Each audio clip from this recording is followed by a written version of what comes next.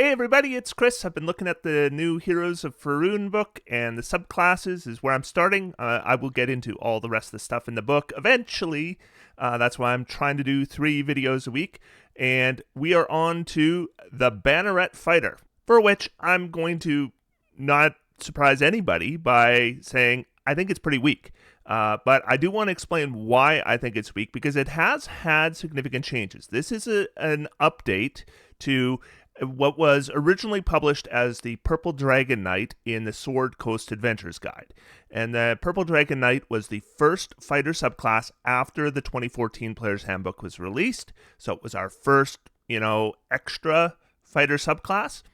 And it was weaker than the 2014 Player's Handbook subclasses for fighter. And so it was basically a forgotten subclass.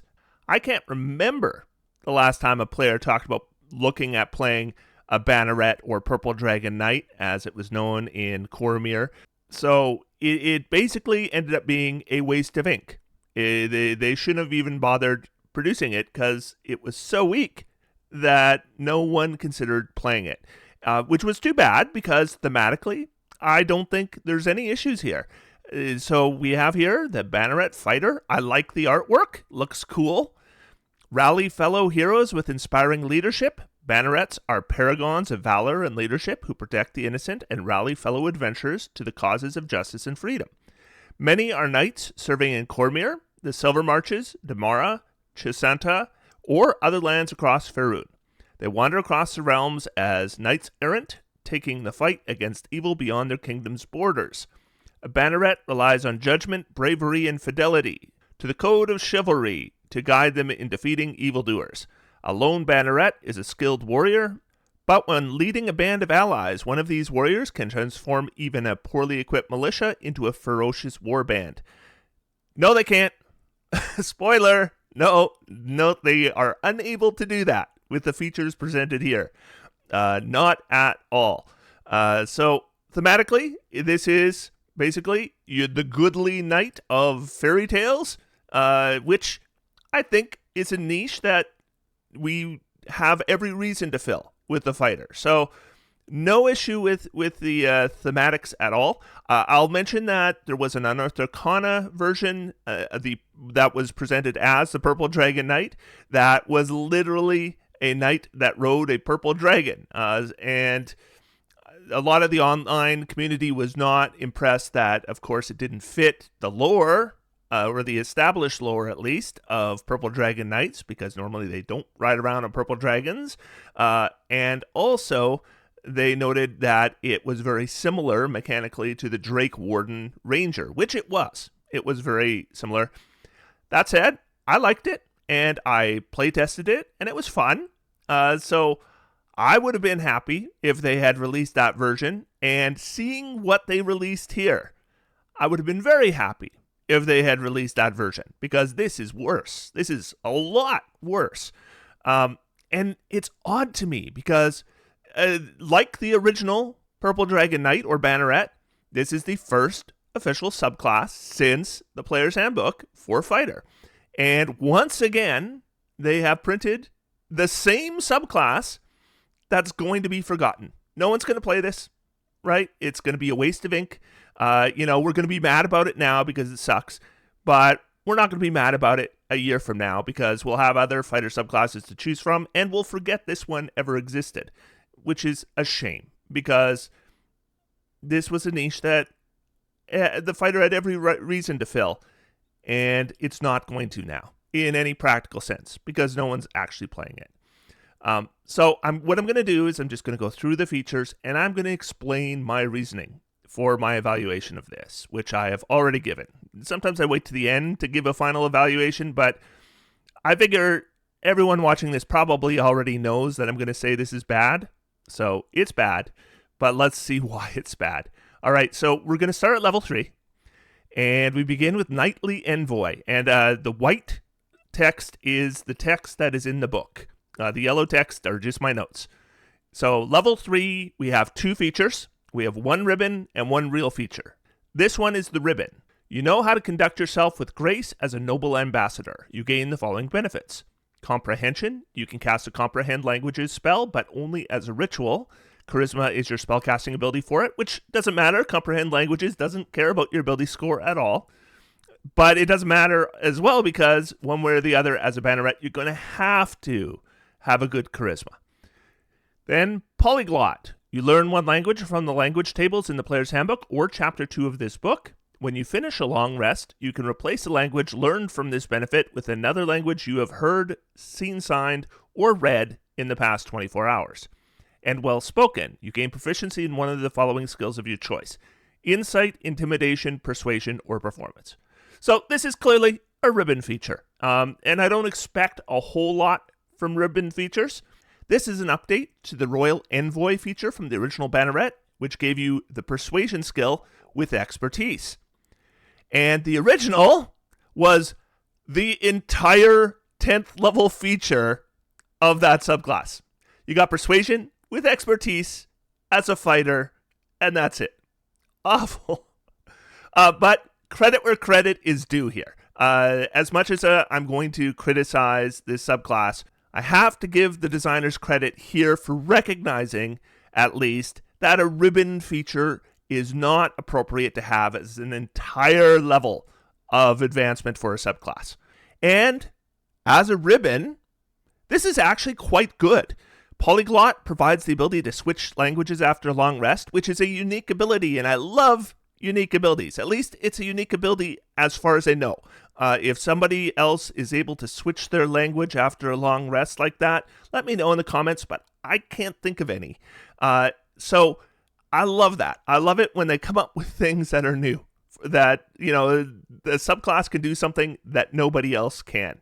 And yes, you have comprehend languages as a ritual, which means you can understand any language after you cast it ritually, but comprehend languages doesn't let you speak, right?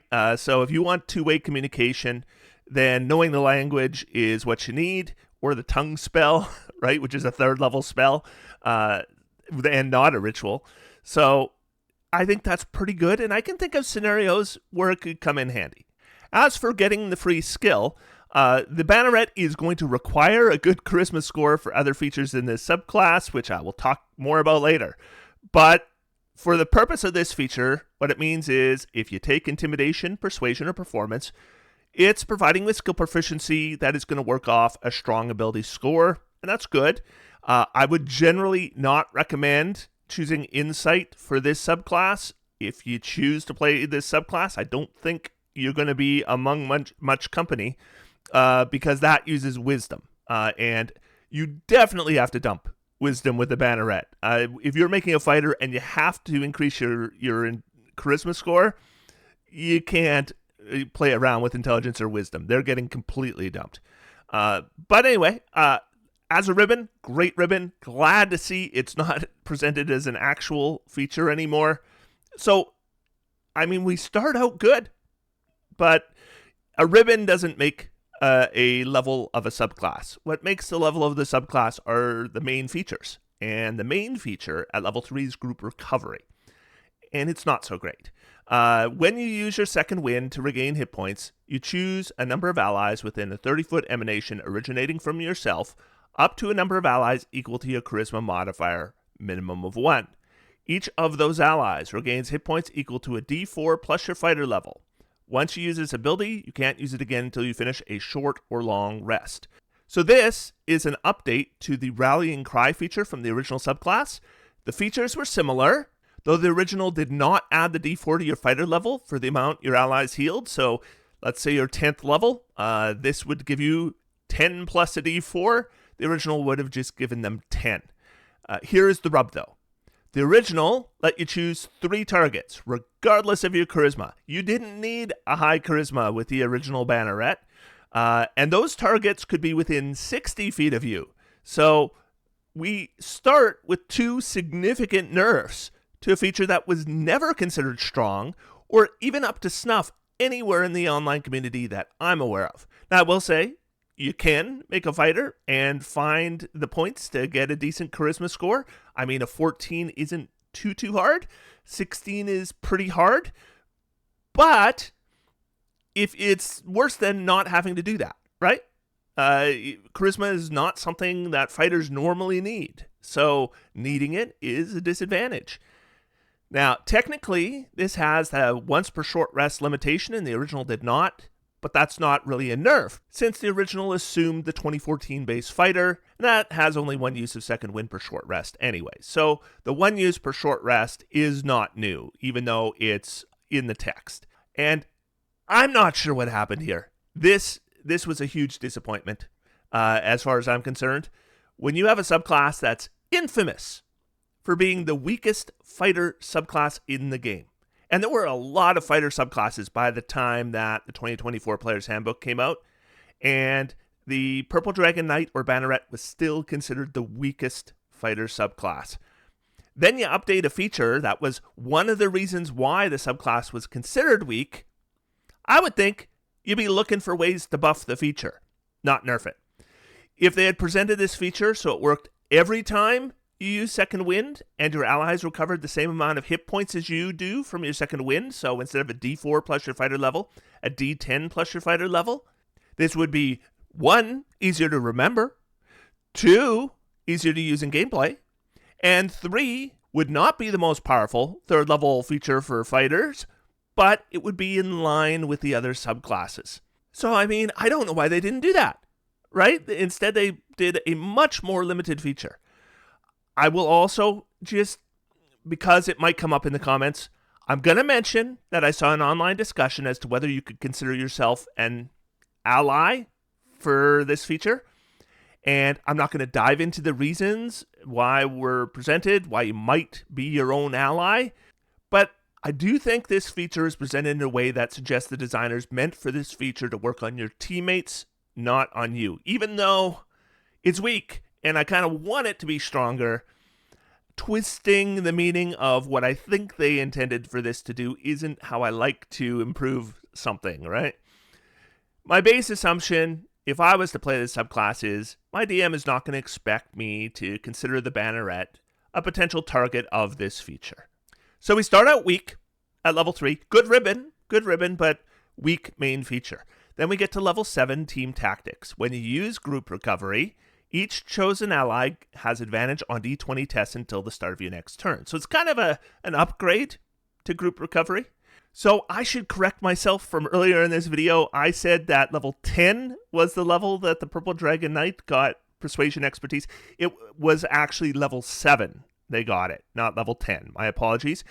So this is the new feature that replaces that at level 7. And I am glad to see the Banneret gets an actual feature here rather than a ribbon. But I have seen some online discussions suggesting that this is a strong feature, and I personally disagree. I certainly agree it's stronger than a ribbon, right? It's stronger than the original. But if we compare it to similar subclass features in the game, ones that provide allies advantage on tests, I don't think it compares well. The best comparison I could find is the Zealot Barbarian's 10th level feature, Zealous Presence. Now, before I compare, I will begin by saying that, generally speaking, I would expect a 10th level feature to be a little bit stronger than a 7th level feature. Not like dramatically stronger, but usually as you go up in level, you should see features becoming more powerful. It doesn't always work that way, but that's, in theory, what should happen. So I would expect Zealous Presence to be a little bit better than Team Tactics, but Zealous Presence allows the Zealot Barbarian to use a bonus action and then choose 10 creatures of their choice, including themselves, within 60 feet to get advantage on all attack rolls and saving throws until the start of their next turn. Not ability checks, but let's be honest, that's not why you use these features. They can use the feature without a resource cost once per long rest, and then they can use it after that by expending a use of rage to use it an additional time. The difference in the power level of these features seems dramatic to me. Banneret is choosing 2, maybe 3 allies, depending how much they devoted to charisma. With the right multiclass, you might be able to get higher than that, but never more than 5. The Zealot affects everybody. By level 10, the Barbarian has 4 uses of rage and recovers 1 every short rest. So they're probably not using that many actually raging. So the Zealot has extra uses of rage they're just sitting on.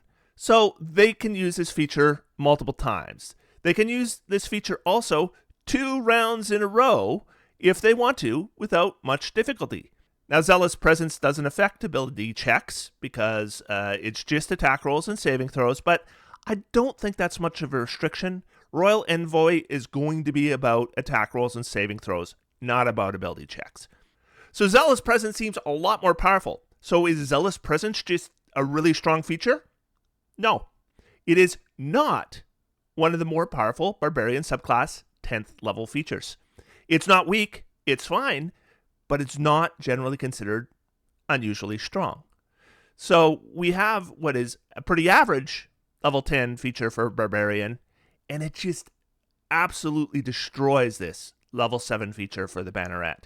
So I consider Team Tactics a relatively weak feature. Not useless, definitely stronger than Expertise in Persuasion. I will say, if Group Recovery did not have the once per short rest limitation, and maybe the Banneret also received the benefit when they used it, then I think it would be pretty close to where it should be. Then at level 10, we get Rallying Surge. It says when you use your action surge, you can choose allies within a 30-foot emanation originating from yourself, up to a number of allies equal to your charisma modifier. Each of these allies can immediately take a reaction and choose one of the following options. They can attack, where they can make one weapon attack or unarmed strike, or move. The ally moves up to half its speed without provoking opportunity attacks. This updates the Inspiring Surge feature from the original subclass. The original allowed you to target only one ally, but within 60 feet at level 10. Then it scaled to 2 targets at level 18. The original provided the attack option, but not the move option. Despite the reduced range, I do think this is better than the original. The original was a very weak feature. I just think it needed a bigger buff than this. In this case, the limit of targets by charisma modifier is fine. I don't have a problem with that. I mean, we should have a charisma modifier of 2 or 3, as I mentioned before, and it's unlikely you're going to have more allies than that, which, number 1, have their reaction available. Number 2, don't need to save it for other uses, and they either make weapon attacks while being in reach of an enemy because you're not giving them the move in that case, or a need for the move option. I think they could have just given each target both the benefits here rather than making them choose between the move and the weapon attack. Also, I think they could have given them the move option without having their speed. And I think this still would have been just fine. In fact, I think it would have been fine rather than underpowered. And those would have been such easy things to do. Again, like each time I go through one of these features, what I see is a feature that's underpowered that just some minor tweaks would have done it, right? And tweaks that seem intuitive and would make the features easier to remember and make them easier to use and would have been fine. But there's just these clunky nerfs put in here to restrict the power of them and make them weak. And that's frustrating. It's frustrating to see that kind of thing. Then we have level 15, Shared Resilience. When an ally you can see within 60 feet of yourself fails a saving throw, you can take a reaction to expend a use of your Indomitable feature. The ally can immediately reroll the saving throw with a bonus equal to your fighter level, which is the same as Indomitable, right? If you use it on yourself, that's the bonus. The ally must use the new roll. This is the update to the Bulwark feature from the original. With the original, if the Banneret used Indomitable to reroll an Intelligence, Wisdom, or Charisma saving throw, they could also choose an ally within 60 feet that failed its saving throw against the same effect, and that ally could re-roll their saving throw as well. The 2014 fighter did not add their fighter level to the saving throw re-roll provided by Indomitable, so right away we're working off a much stronger feature. And the beneficiary of this feature now has a much better chance of making that saving throw with the re-roll. Saving throw re-rolls with Indomitable are almost always successful because the bonus is so big. This also doesn't restrict the saving throw to Intelligence, Wisdom, or Charisma. The original feature that this is replacing was terrible, and that's because it almost never came up. You had to use your Indomitable on a failed Intelligence, Wisdom, or Charisma saving throw, and then you needed to have an ally that failed that same saving throw, and then they could get a reroll. without the bonus, right? It was just a reroll with the original Indomitable, which meant that that ally who got the reroll was still probably going to fail, rather than almost certainly succeed. So it was bad. It was a bad feature. This update is better in that you will definitely have opportunities to use it. The question is, when those opportunities come up, whether you're going to actually even want to choose to use this. It uses up your reaction, which the original didn't. That's not actually that big a deal. I mean, yes, reactions are not unlimited, but there's a decent chance you'll have a reaction available. The main limitation of this feature is that your Indomitable uses are very tiny. That is a tiny resource. When we get this feature, we have 2 uses of Indomitable per long rest. No recovery on a short rest at all. And if your party is making even an average amount of saving throws in an adventuring day, it's likely you're going to use both of them on yourself. So using this feature basically means that you're setting yourself up for a failed saving throw later that you're not going to be able to use Indomitable on.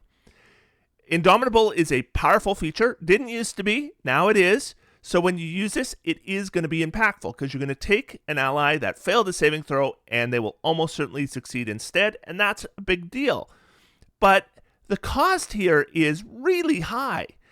I'd rather they would just let you use this once per long rest and then maybe give you the option to refresh uses by expending a use of Indomitable.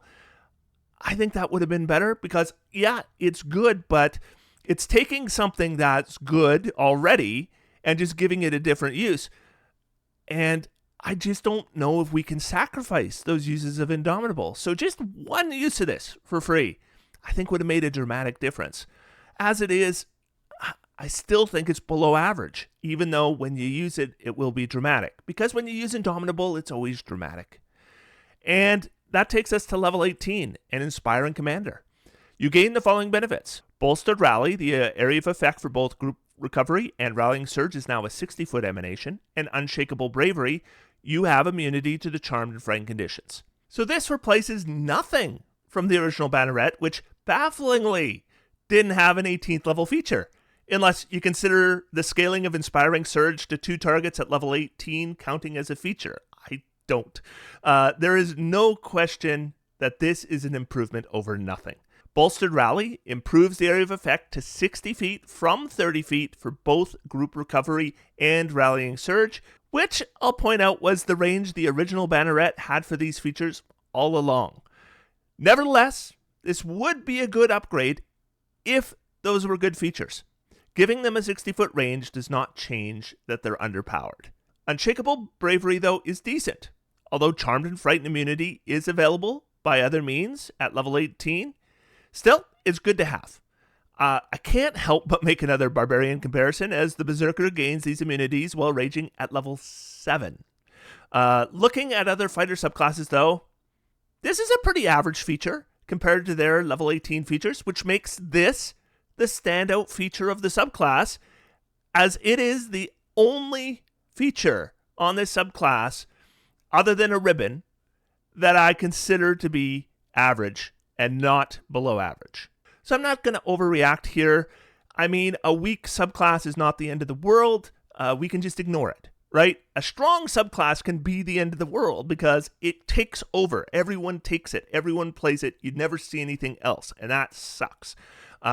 Here we have a subclass that no one's ever going to play, and a year from now we'll forget it ever existed, which is a wasted opportunity. That's what it is.